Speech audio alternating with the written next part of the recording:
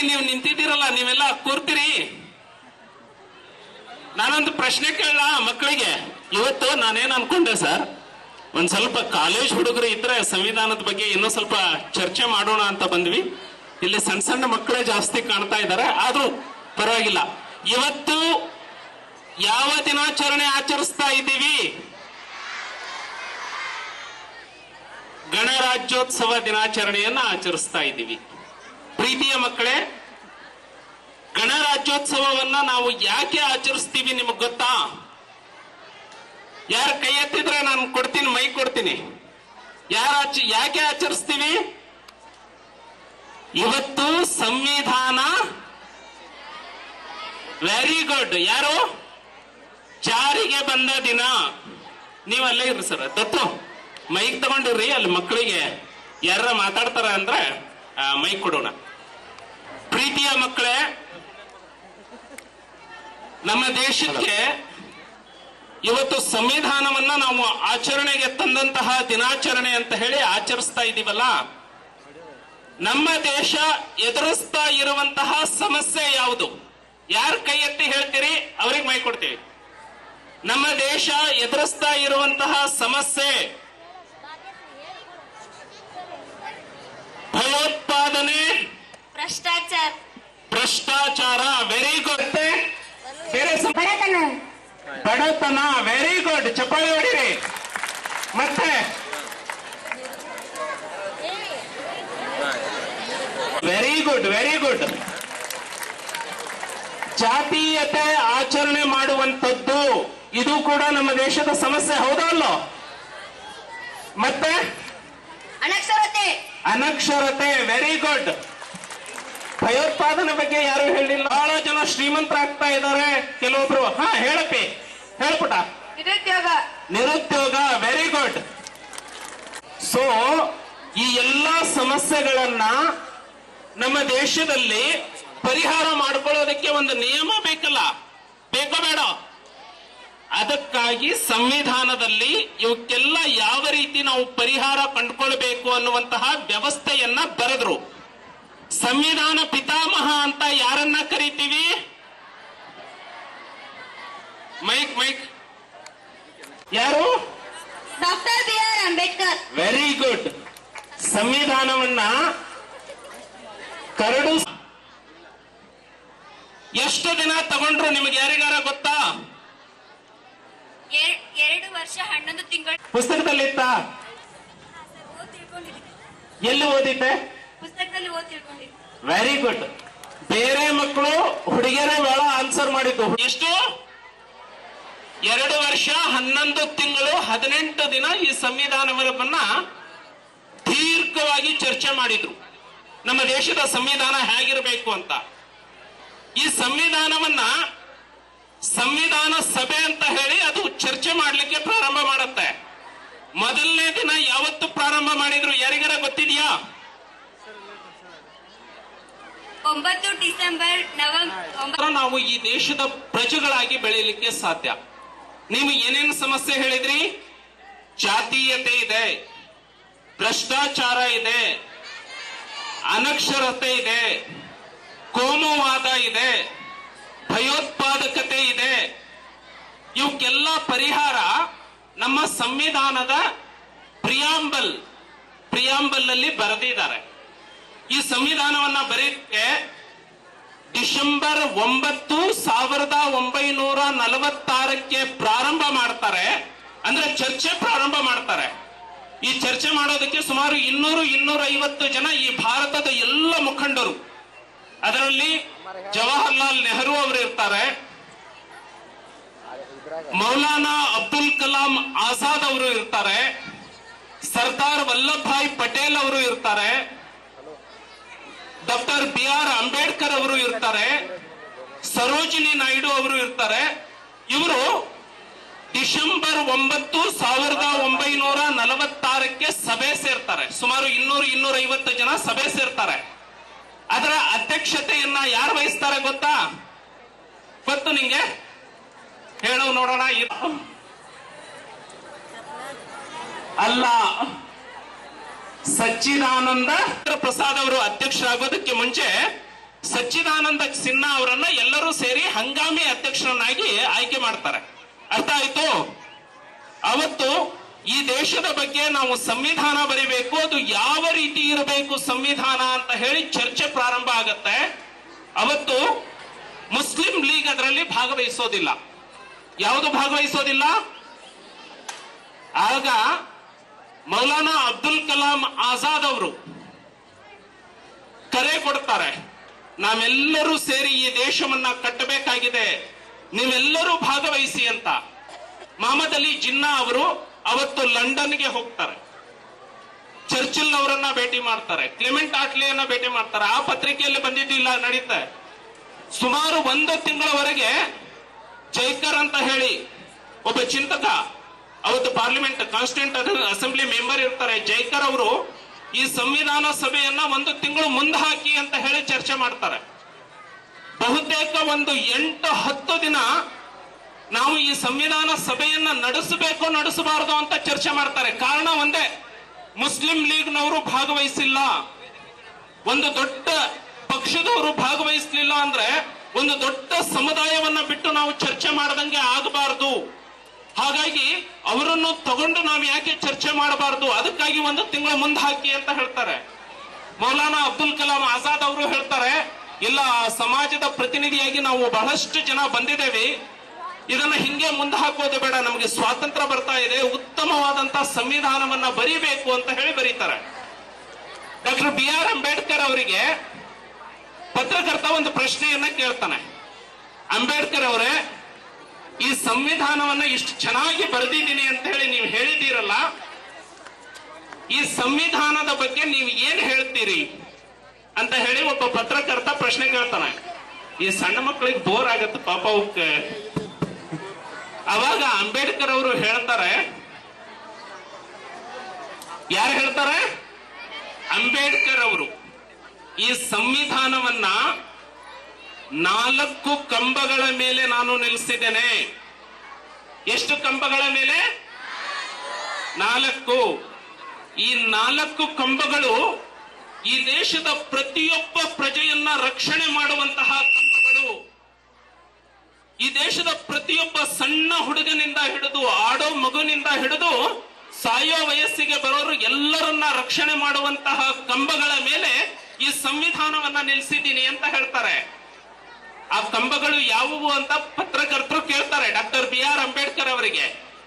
ಅವಾಗ ಅವರು ಹೇಳ್ತಾರೆ, ಸಮಾನತೆ, ಸ್ವಾತಂತ್ರ್ಯ, ನ್ಯಾಯ, ಆತ್ಮಗೌರವ, ಈ 4 ಕಂಬಗಳ ಮೇಲೆ ನಾನು ಈ ಸಂವಿಧಾನವನ್ನ ನಿಲ್ಲಿಸಿದ್ದೇವೆ. ಈ ದೇಶದಲ್ಲಿ ಹುಟ್ಟಿರೋ ಪ್ರತಿಯೊಬ್ಬರಿಗೂ ಸಮಾನತೆಯನ್ನ ಕೊಡ್ತವೆ. ಯಾರು ಮೇಲು ಕೀಳು ಅನ್ನೋ ಹಾಗಿಲ್ಲ, ಎಲ್ಲರೂ ಸಮಾನರು. ನೀವು ಶಾಲೆಗೆ ಹೋದಾಗ ಹಂಗ ಹೇಳ್ತಾರ, ಶ್ರೀಮಂತರ ಮಕ್ಕಳು ಅಷ್ಟೇ ಇಲ್ಲಿ ಕುತ್ಕೊಳ್ರಿ, ಬಡವ್ರ ಮಕ್ಕಳು ಅಲ್ಲಿ ಕುತ್ಕೊಳ್ರಿ, ಈ ಜಾತಿಯವ್ರು ಇಲ್ಲಿ ಕುತ್ಕೊಳ್ರಿ, ಆ ಜಾತಿಯವ್ರು ಅಲ್ಲಿ ಕುತ್ಕೊಳ್ರಿ ಹೇಳ್ತಾರ? ಎಲ್ಲಾ ಮಕ್ಕಳನ್ನ ಸಮಾನವಾಗಿ ನೋಡ್ತಾರೋ ಇಲ್ಲೋ? ಇದು ಸಮಾನತೆ. ಸ್ವಾತಂತ್ರ್ಯ, ನಿಮಗೆ ಸ್ವಾತಂತ್ರ್ಯ ಇದೆಯೋ ಇಲ್ಲೋ? ನೀವು ಆಟ ಆಡಬಹುದು, ನಿಮಗೆ ಇಷ್ಟ ಬಂದ ಶಾಲೆಗೆ ಹೋಗಬಹುದು, ಇಷ್ಟ ಬಂದ ಹುದ್ದೆಯನ್ನ ಮಾಡಬಹುದು. ನಾನು ಸಬ್ ಇನ್ಸ್ಪೆಕ್ಟರ್ ಆಗಿದ್ದೆ, ಆಮೇಲೆ ಅದಕ್ಕೆ ಬಿಟ್ಟು MLA ಆದೆ. ಯಾರು ಕೇಳಿದ್ರ, ನೀನ್ ಅದನ್ನ ಯಾಕೆ ಬಿಡ್ತಿ, ಇದನ್ನ ಯಾಕೆ ಆಗ್ತಿ ಅಂತ ಕೇಳಿದ್ರ? ನನಗೆ ಸ್ವಾತಂತ್ರ್ಯ ಇತ್ತೋ ಇಲ್ಲೋ? ನಿಮ್ಮ ಜೀವನದಲ್ಲಿ ನೀವು ಏನಾಗಬೇಕು ಅನ್ಕೊಂಡಿದ್ದೀರಾ? ಹೇಳು, ಏನಾಗ್ತೀಯ? Very good. ನೀನ್ಯಾಗ್ನಾಗ್ತೀಮ? ನಾವು 4 ಜೊತೆ ಸೇವೆ ಮಾಡಿ ಇಲ್ಲಿ ನನ್ನ ಹೆಸರನ್ನ ಉಳಿಸೋಗ್ಬೇಕು. ಅಂದ್ರೆ ನೀನು ಮುಂದೆ ನನ್ನ ಜೊತೆಗೆ MLA ಕಾಂಪಿಟೇಷನ್ ಮಾಡಂಗ್ ಕಾಣ್ತೀಯ. ವೆರಿ ಗುಡ್, ಕುತ್ಕೋಮ್ಮ. ಸೊ ಸ್ವಾತಂತ್ರ್ಯ, ನೀವು ಏನಾಗಬೇಕಂತ ಇದ್ದೀರೋ ಆ ಸ್ವಾತಂತ್ರ್ಯವನ್ನ ಕೊಟ್ಟಿದ್ದಾರೆ. ಸಮಾನತೆ ಆಯ್ತು, ಸ್ವಾತಂತ್ರ್ಯ ಆಯ್ತು, ನ್ಯಾಯ. ಒಬ್ಬರಿಗೆ ಒಂದು ನ್ಯಾಯ, ಇನ್ನೊಬ್ಬರಿಗೆ ಇನ್ನೊಂದು ನ್ಯಾಯ ಮಾಡ್ಲಿಕ್ಕೆ ಬರುತ್ತಾ? ಎಲ್ಲರಿಗೂ ಒಂದೇ ನ್ಯಾಯ. ತಪ್ಪು ಮಾಡದವನಿಗೆ ಶಿಕ್ಷೆ ಆಗಲೇಬೇಕು. ತಪ್ಪು ಮಾಡದೇ ಇರೋ ವ್ಯಕ್ತಿಯನ್ನ ರಕ್ಷಣೆ ಮಾಡಬೇಕು. ಅವ್ರು ಯಾರೇ ಇರಲಿ, MLA ತಪ್ಪು ಮಾಡಿದ್ರು ಶಿಕ್ಷೆ ಆಗಬೇಕು. ಒಬ್ಬ ಬಡವ ತಪ್ಪು ಮಾಡಲಿಲ್ಲ ಅಂದ್ರೆ ಅವನಿಗೆ ರಕ್ಷಣೆ ಕೊಡಬೇಕು. ಇದಕ್ಕಾಗಿ ಇಲಾಖೆಗಳನ್ನ ಮಾಡಿದ್ದಾರೆ, ವ್ಯವಸ್ಥೆ ಮಾಡಿದ್ದಾರೆ, ಪೊಲೀಸ್ ಸ್ಟೇಷನ್ ಇರುತ್ತೆ, ಕೋರ್ಟ್ ಇರುತ್ತೆ, ಹೌದಲ್ಲೋ? ಅಂದ್ರೆ ನ್ಯಾಯ ಆಯ್ತು. ಇದು ಎಷ್ಟನೇ ಕಂಬ? ಮೂರನೇ ಕಂಬ. ಆತ್ಮಗೌರವ ಮತ್ತೆ ಭ್ರಾತೃತ್ವ. ಆತ್ಮಗೌರವ ಅಂದ್ರೆ ನಾನು ಬಡವನೇ ಇರಬಹುದು, ನಾನು ಕೂಲಿನೇ ಮಾಡಬಹುದು, ನೀನು ದೊಡ್ಡ ಸಾಹುಕಾರ ಇರಬಹುದು ಅಥವಾ ದೊಡ್ಡ ಹುದ್ದೆಯಲ್ಲಿರಬಹುದು, ನಾನು ಕೂಲಿ ಮಾಡ್ತೀನಿ ಅಂತ ಹೇಳಿ ನೀವು ನನ್ನ ಮೇಲೆ ದಬ್ಬಾಳಿಕೆ ಮಾಡಂಗಿಲ್ಲ. ಏನು ಮಾಡಂಗಿಲ್ಲ? ದಬ್ಬಾಳಿಕೆ ಮಾಡಂಗಿಲ್ಲ. ಇದನ್ನ ಏನಂತಾರೆ? ಆತ್ಮಗೌರವ ಅಂತಾರೆ. ಅರ್ಥ ಆಯ್ತು? ಸೊ ಈ 4 ಕಂಬಗಳ ಮೇಲೆ ಸಂವಿಧಾನವನ್ನ ನಿಲ್ಲಿಸಿದೀನಿ ಅಂತ ಡಾಕ್ಟರ್ BR ಅಂಬೇಡ್ಕರ್ ಅವರು ಹೇಳ್ತಾರೆ. ಅವು 4 ಕಂಬಗಳು ಯಾವುವು ಅಂದ್ರೆ ಸಮಾನತೆ, ಎಲ್ಲರೂ ಹೇಳಬೇಕು, ಸಮಾನತೆ, ಸ್ವಾತಂತ್ರ್ಯ, ನ್ಯಾಯ, ಆತ್ಮಗೌರವ. ಇದನ್ನೆಲ್ಲ ಈ ಸಂವಿಧಾನದಲ್ಲಿ ಬರೆದಿದ್ದಾರೆ. ಸಂವಿಧಾನದಲ್ಲಿ ಬಹಳ ಮುಖ್ಯವಾಗಿತ್ತು ಮೂಲಭೂತ ಹಕ್ಕುಗಳು. ಏನು ಮೂಲಭೂತ? ಪ್ರತಿಯೊಬ್ಬ ವ್ಯಕ್ತಿಗೆ ಸಂವಿಧಾನ ಮೂಲಭೂತ ಹಕ್ಕನ್ನ ಕೊಡುತ್ತೆ. ಅದು ಎಂತೆಂತ ಹಕ್ಕನ್ನ ಕೊಡುತ್ತೆ ಯಾರಿಗಾರ ಗೊತ್ತಾ? ಫಂಡಮೆಂಟಲ್ ರೈಟ್ಸ್ ಯಾವ್ಯಾವ ಇದಾವೆ ಯಾರಿಗಾರ ಗೊತ್ತಾ? ಸಮಾನತೆಯ ಹಕ್ಕು, ಸ್ವಾತಂತ್ರ್ಯದ ಹಕ್ಕು, ಸಮಾನತೆ ಹಕ್ಕು, ಸ್ವಾತಂತ್ರ್ಯ ಹಕ್ಕು, ಶೋಷಣೆ ವಿರುದ್ಧ ಹಕ್ಕು, ಧಾರ್ಮಿಕ ಹಕ್ಕು, ಶೈಕ್ಷಣಿಕ ಹಾಗೂ ಸಾಂಸ್ಕೃತಿಕ ಹಕ್ಕು, ಸಂವಿಧಾನಬದ್ಧ ಪರಿಹಾರದ ಹಕ್ಕು. Very good, very good. ಅರ್ಥ ಆಯ್ತು. ಮೊದಲನೇ ಹೇಳಮ್ಮ, ಯಾವ್ದು ಹೇಳಿದೆ? ಸಮಾನತೆ ಹಕ್ಕು. ಸಮಾನತೆ ಹಕ್ಕು. ಆರ್ಟಿಕಲ್ 14 14ನೇ ಅನುಚ್ಛೇದ. ಎಷ್ಟನೇ ಅನುಚ್ಛೇದ? 14ನೇ ಅನುಚ್ಛೇದ ಎಲ್ಲರಿಗೂ ಸಮಾನತೆಯನ್ನು ಕೊಡುತ್ತೆ. ಮುಂದಿನ ಹಕ್ಕು ಯಾವುದು? ಸ್ವಾತಂತ್ರ್ಯ ಹಕ್ಕು. ಸ್ವಾತಂತ್ರ್ಯದ ಹಕ್ಕು ಕೊಡುತ್ತೆ. ಇದ್ರ ಬಗ್ಗೆ ಒಂದು ಕಥೆ ಹೇಳ್ತೀನಿ, ಕೂತ್ಕೊಳ್ಳಿ. ಸ್ವಾತಂತ್ರ್ಯ ಯಾರ್ಯಾರಿಗೆ ಎಂತೆಂತ ಸ್ವಾತಂತ್ರ್ಯ ಕೊಟ್ಟಿದೆ ಇದು ಚರ್ಚೆ ಆಗ್ತಾ ಇರುತ್ತೆ. ಡಾಕ್ಟರ್ ಬಾಬಾ ಸಾಹೇಬ್ ಅಂಬೇಡ್ಕರ್ ಅವರು ಹೇಳ್ತಾರೆ ಕಾನ್ಸ್ಟಿಟ್ಯೂಂಟ್ ಅಸೆಂಬ್ಲಿಯಲ್ಲಿ, ದೆಹಲಿಯಲ್ಲಿ ಕಾನ್ಸ್ಟಿಟ್ಯೂಂಟ್ ಅಸೆಂಬ್ಲಿಯಲ್ಲಿ ಕೂತು ಡಾಕ್ಟರ್ ಬಾಬಾ ಸಾಹೇಬ್ ಅಂಬೇಡ್ಕರ್ ಅವರು, ನಾನು ಸ್ವಾತಂತ್ರ್ಯವನ್ನ ಕೊಟ್ಟಿದ್ದೇನೆ ಈ ಸಂವಿಧಾನದ ಮೂಲಕ ಈ ದೇಶದ ಎಲ್ಲ ಜನಗಳಿಗೆ. ಎಂಥ ಸ್ವಾತಂತ್ರ್ಯವನ್ನ ಕೊಟ್ಟಿದ್ದೇನೆ ಅಂದ್ರೆ ಪ್ರತಿಯೊಬ್ಬ ವ್ಯಕ್ತಿಗೆ ಮಾತನಾಡುವ ಸ್ವಾತಂತ್ರ್ಯವನ್ನ ಕೊಟ್ಟಿದ್ದಾನೆ. ಯಾವ ಸ್ವಾತಂತ್ರ್ಯ? ಪ್ರತಿಯೊಬ್ಬ ವ್ಯಕ್ತಿಗಳು ಸಂಘಗಳನ್ನ ಮಾಡಿಕೊಂಡು ಗುಂಪು ಸೇರುವಂತಹ ಸ್ವಾತಂತ್ರ್ಯವನ್ನ ಕೊಟ್ಟಿದ್ದೇನೆ ಅಂತ ಹೇಳ್ತಾರೆ. ಗುಂಪು ಸೇರುವ, ಇವತ್ತು ನಾವೆಲ್ಲ ಗುಂಪು ಸೇರಿದೀವೋ ಇಲ್ಲೋ? ಈ ರೀತಿ ಗುಂಪು ಸೇರುವ ಸ್ವಾತಂತ್ರ್ಯವನ್ನ ಕೊಟ್ಟಿದ್ದೀನಿ ಅಂತಾರೆ. ಸಂಘಗಳನ್ನ ಕಟ್ಕೊಳ್ಳೋ ಸ್ವಾತಂತ್ರ್ಯವನ್ನ ಕೊಟ್ಟಿದ್ದೀನಿ ಅಂತಾರೆ. ಈ ದೇಶದ ತುಂಬಾ ಎಲ್ಲ ಓಡಾಡ್ಲಿಕ್ಕೆ ಸ್ವಾತಂತ್ರ್ಯ ಕೊಟ್ಟಿದ್ದೀನಿ. ನೀನು ರಾಯಬಾಗದವನು ಹಾರೋಗೇರಿಗೆ ಬರಂಗಿಲ್ಲ, ಬಿರಡಿಯವ ನೀನು ಇಂಚಲಕರಂಜಿಗೆ ಬರಂಗಿಲ್ಲ, ಕೊಲ್ಲಾಪುರದವ ಬೆಳಗಾವಿಗೆ ಬರಂಗಿಲ್ಲ. ಹಿಂಗ ಯಾರ ಹೇಳ್ತಾರ? ಯಾರು ಹೇಳಂಗಿಲ್ಲ.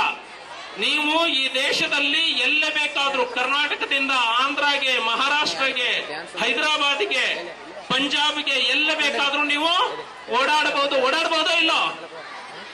ಅದೇ ರೀತಿ ಸಂಘವನ್ನ ಕಟ್ಟಿಕೊಳ್ಳಬಹುದು. ಅದೇ ರೀತಿ ನಿಮಗೆ ಇಷ್ಟ ಬಂದಂತಹ ಕೆಲಸವನ್ನ ಮಾಡಬಹುದು. ಏನು ಮಾಡಬಹುದು? ಕೆಲಸ ಮಾಡಬಹುದು. ಇದನ್ನೆಲ್ಲ ಆರ್ಟಿಕಲ್ 19ರಲ್ಲಿ ಇಷ್ಟೆಲ್ಲ ಸ್ವಾತಂತ್ರ್ಯ ಕೊಡ್ತಾರೆ. ಅದರಲ್ಲಿ ABCDEF ಅಂದ್ರೆ ಆಸ್ತಿಯ ಹಕ್ಕನ್ನ ತೆಗೆದಿದ್ದಾರೆ. ಆಮೇಲೆ ಮತ್ತೆ Gವರೆಗೆ ಕೊಟ್ಟಿದ್ದಾರೆ. ಇವೆಲ್ಲ ಸ್ವಾತಂತ್ರ್ಯಗಳು. ಆಮೇಲೆ 19 ಸಬ್ ಕ್ಲಾಸ್ 1 ಆಯ್ತಾ? ಇದು ಸಬ್ ಕ್ಲಾಸ್ 2, 3, 4, 5, 6ರಲ್ಲಿ ಪ್ರತಿಬಂಧನೆಯನ್ನ ಹೇರ್ತಾರೆ.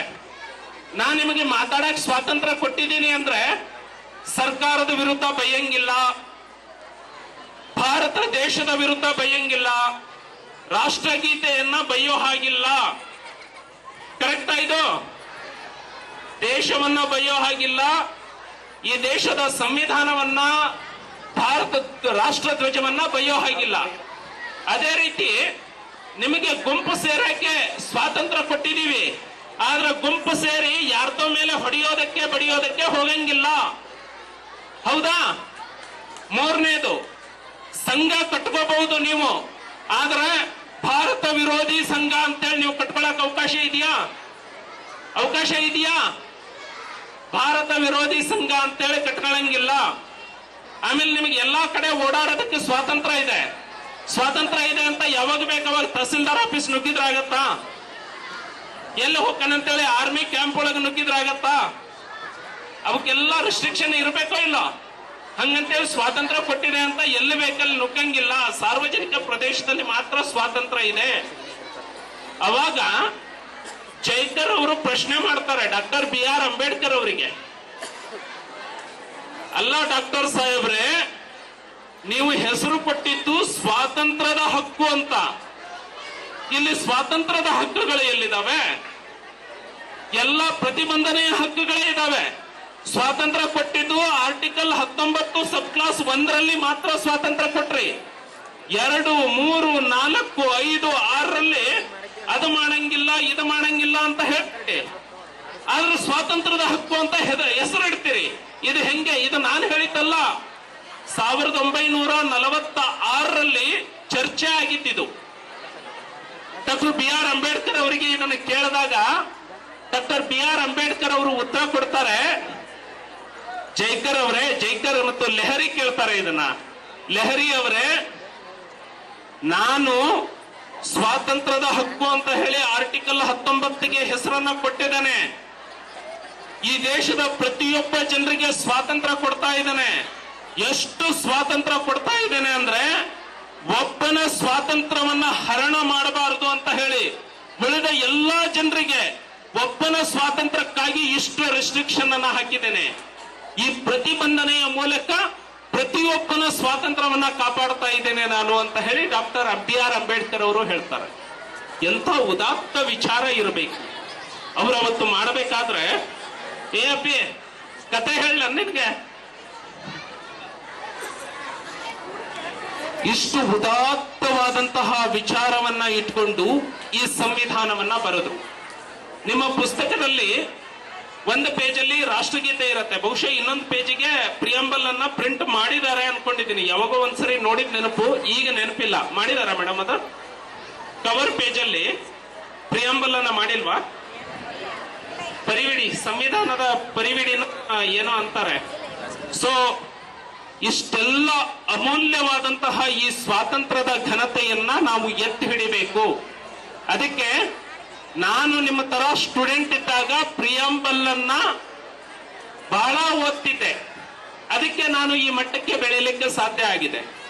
ನೀವು ಈ ಸಂವಿಧಾನವನ್ನ ಓದಿದ್ರಿ ಅಂತ ಹೇಳಿದ್ರೆ, ಸಂವಿಧಾನವನ್ನ ಅರ್ಥ ಮಾಡ್ಕೊಂಡ್ರಿ ಅಂದ್ರೆ ಸಂವಿಧಾನನೇ ನಿಮಗೆ ದಾರಿ ತೋರಿಸತ್ತೆ ನೀವು ಎಲ್ಲಿ ಹೋಗಬೇಕು ಅಂತ. ಶ್ರೇಷ್ಠವಾದಂತಹ ಸಂವಿಧಾನವನ್ನ ಡಾಕ್ಟರ್ BR ಅಂಬೇಡ್ಕರ್ ಅವರು 2 ವರ್ಷ 11 ತಿಂಗಳು 18 ದಿನದವರೆಗೆ ಚರ್ಚೆಯನ್ನ ಮಾಡಿ 1949 ನವೆಂಬರ್ 26ಕ್ಕೆ ಈ ಸಂವಿಧಾನವನ್ನ ಬರೆದು ಸಮರ್ಪಣೆ ಮಾಡ್ತಾರೆ. ಹಾಗಿದ್ರೆ ಜನವರಿ 26ಕ್ಕೆ ನಾವು ಯಾಕೆ ಆಚರಣೆ ಮಾಡ್ತೀವಿ? ಯಾರ ಹೇಳ್ತೀರಿ? ಸಂವಿಧಾನವನ್ನ ಬರೆದು ಕೊಟ್ಟಿದ್ದು 1949 ನವೆಂಬರ್ 26. ಆಚರಣೆ ಮಾಡೋದು ಮಾತ್ರ ಜನವರಿ 26ಕ್ಕೆ ಯಾಕೆ ಮಾಡ್ತೀವಿ? ಯಾರಿಗಾರ ಗೊತ್ತಾ? ಯಾಕೆ ಅಂದ್ರೆ, ಮೊದಲು ನಮ್ಮನ್ನ ಯಾರು ಆಳ್ತಿದ್ರು? ಸ್ವಾತಂತ್ರ್ಯ ಬರೋದಕ್ಕೆ ಮುಂಚೆ ಬ್ರಿಟಿಷರು ಆಳ್ತಾ ಇದ್ರು. ಬ್ರಿಟಿಷರ ವಿರುದ್ಧ ಬಹಳಷ್ಟು ಹೋರಾಟಗಳು ಆಗಿದ್ವಲ್ಲ. ಹೋರಾಟಗಳು ನಾನ್ ಕೋಆಪರೇಷನ್ ಮೂವ್ಮೆಂಟ್, ಅಸಹಕಾರ ಚಳುವಳಿ, ದಂಡಿ ಸತ್ಯಾಗ್ರಹ, ವಂಗಭಂಗ ಚಳುವಳಿ, ಡಿಸೊಬಿಡಿಯನ್ಸ್ ಮೂವ್ಮೆಂಟ್ ಪಠ ಮಾಡಿದಾರ ಇಲ್ಲ ನಿಮಗೆ? ಇವೆಲ್ಲ ಚಳವಳಿಗಳು ಆಗಿದ್ವು. 1930ನೇ ಇಸ್ವಿಯಲ್ಲಿ ಲಾಹೋರ್ನಲ್ಲಿ ನಡೆದಂತಹ ಸ್ವಾತಂತ್ರ್ಯ ಆಂದೋಲನದಲ್ಲಿ ಜನವರಿ 26ರಿಂದ 1930 ಜನವರಿ 26ಕ್ಕೆ ಘೋಷಣೆ ಮಾಡ್ತಾರೆ. ನಮ್ಮವರು ಎಲ್ಲರೂ ಸೇರಿ 950 ಅಲ್ಲಮ್ಮ, 1930 ಸ್ವಾತಂತ್ರ್ಯ ಬರೋದಕ್ಕಿಂತ ಮುಂಚೆನೆ ಜನವರಿ 26 ನಮ್ಮ ದೇಶದಲ್ಲಿ ಇವತ್ತು ನಮಗೆ ಸಂಪೂರ್ಣ ಸ್ವಾತಂತ್ರ್ಯವನ್ನ ನಾವು ಪಡ್ಕೊಂಡಿದ್ದೇವೆ ಅಂತ ಹೇಳಿ ಸ್ವಾತಂತ್ರ್ಯ ಹೋರಾಟಗಾರರು ಲಾಹೋರ್ನಲ್ಲಿ ಘೋಷಣೆ ಮಾಡ್ಕೊಳ್ತಾರೆ. ಅದು ಜನವರಿ 26, 1930. ಅದಕ್ಕೆ ಆ ಜನವರಿ 26 ನೆನಪಿಟ್ಕೊಳ್ಳೋದಕ್ಕಾಗಿ, ಅವತ್ತು ಹಿಂದೆ ಮಾಡಿದ ಹೋರಾಟ ನೆನಪಿಟ್ಕೊಳ್ಳೋದಕ್ಕಾಗಿ ಅಜ್ಜನ ಹೆಸರು ಮೊಮ್ಮಕ್ಕಳಿಗೆ ಇಡ್ತಾರೋ ಇಲ್ಲೋ? ಯಾಕೆ ಇಡ್ತಾರೆ? ಅಜ್ಜ ನೆನಪಿರ್ಲಿ ಅಂತ ಇಡ್ತಾರೋ ಇಲ್ಲೋ? ನಿನ್ನ ಹೆಸರೇನಮ್ಮ? ನಂದಿನಿ. ನಂದಿನಿ ಅಂದ್ರೆ ಇಷ್ಟು ಲೇಟೆಸ್ಟ್ ಹೆಸರು ನಿಮ್ಮ ಅಜ್ಜಿಗೆ ಇರ್ಲಿಲ್ಲ ಬಿಡು. ಅವಾಗ ನಂದಿವ್ವ ಅಂತ ಇಟ್ಟಿದ್ರ ನಿಮ್ಮ ಅಜ್ಜಿಗೆ? ಬಸಮ್ಮ, ಇವೆಲ್ಲ ಲೇಟೆಸ್ಟ್ ಹೆಸರು. ಹಿಂದಿನ ಹೆಸರು ಬಹಳ ಅಜ್ಜನ ಹೆಸರು ಮೊಮ್ಮಕ್ಕಳಿಗೆ ಇಡ್ತಾರೆ. ಹಂಗೆ ಜನವರಿ 26, 1930 ಆಗಿದ್ದನ್ನ ನೆನಪಿಟ್ಕೊಳ್ಳೋಣ ಅಂತ ಹೇಳಿ 1950 ಜನವರಿ 26 ಗಣತಂತ್ರ ದಿವಸ ಅಂತ ಹೇಳಿ ಸಂವಿಧಾನವನ್ನ ಆಚರಣೆಗೆ ಬಂದ ದಿವಸ ಅಂತ ಹೇಳಿ ಆಚರಣೆ ಮಾಡ್ತೀವಿ. ಸೊ ಈ ಪ್ರಿಯಾಂಬಲ್ ನನಗೆ ಕನ್ನಡದಲ್ಲೇ ನೆನಪಿಲ್ಲ, ಇಂಗ್ಲಿಷ್ ಅಲ್ಲಿ ನಾನು ಹೇಳ್ಕೊಡ್ತೀನಿ. ಹೇಳ್ದಂಗೆ ಹೇಳ್ತೀರಿ? ಎಲ್ಲರೂ ಹೇಳ್ದಂಗೆ ಹೇಳ್ತೀರಿ? बोलो भारत माता की, we the people of India having solemnly resolved to constitute India into a sovereign, socialist, secular, republic and democratic, to secure to all its citizens justice, social, economic and political equality of status and of opportunity. Justice ಆಯ್ತಾ? Justice ಹೇಳಿ. Justice, equality, fraternity and to secure to all its citizens on this day 26th November 1949 we do hereby adopt, enact and give to ourselves this constitution, democratic republic, and to secure all its citizens justice, social, economic and political, liberty of thought, expression, belief, faith and worship, equality of status and of opportunity, and to promote among them all fraternity, assuring the dignity of the individual and the unity and integrity of the nation. In this 26th November 1949 we do hereby adopt, enact. ಈ ಮಾನ್ಯ ಶಾಸಕರದ್ದು ಬಹಳ time ತಗೊಂಡೆ, ಆದ್ರೂ ಕೂಡ college ಹುಡುಗರಿದ್ರೆ ಇನ್ನೂ ಚರ್ಚೆ ಮಾಡೋಣ ಅಂತೇಳಿ ಬಂದಿದ್ದೆ. ಸಣ್ಣ ಸಣ್ಣ ಮಕ್ಕಳಾಗಿದ್ದಕ್ಕೆ ನಿಮಗೆ ಅರ್ಥ ಆಗೋ ಮಟ್ಟಕ್ಕೆ ನಾನು ಹೇಳಿದ್ದೀನಿ ಅಂತ ಹೇಳ್ತಾ ಮಾತಾಡ್ಲಿಕ್ಕೆ ಅವಕಾಶ ಮಾಡಿಕೊಟ್ಟಿದ್ದಕ್ಕೆ ಎಲ್ಲ ಮುಖಂಡರಿಗೆ ಧನ್ಯವಾದಗಳನ್ನ ಸಲ್ಲಿಸ್ತಾ ನನ್ನ ಮಾತನ್ನು ಮುಗಿಸ್ತಾರೆ. ಎಲ್ಲರಿಗೂ ನಮಸ್ಕಾರ. ಸಂವಿಧಾನದ ಆತ್ಮ, ಸಂವಿಧಾನದ ಪೀಠಿಕೆ, ಆ ಸಂವಿಧಾನದ ಆಶೋತ್ತರಗಳನ್ನ ಸರ್ ಭಾಷಣ ಮಾಡಿದರು, ಪಾಠ ಮಾಡಿದರು, ಚರ್ಚಿಸಿದರು. ಇರ್ತಕ್ಕಂತಹ ಚರ್ಚೆಯ ಮೂಲಕವೇ ಸಂವಿಧಾನದ ಆಶೋತ್ತರಗಳ ಹೂರಣದ ಮಹಾದರ್ಶನ ಮಾಡಿದ ಪಿ ರಾಜು ಸರ್ ಅವರಿಗೆ ನಮ್ಮೆಲ್ಲರ ಪರವಾಗಿ ಅನಂತ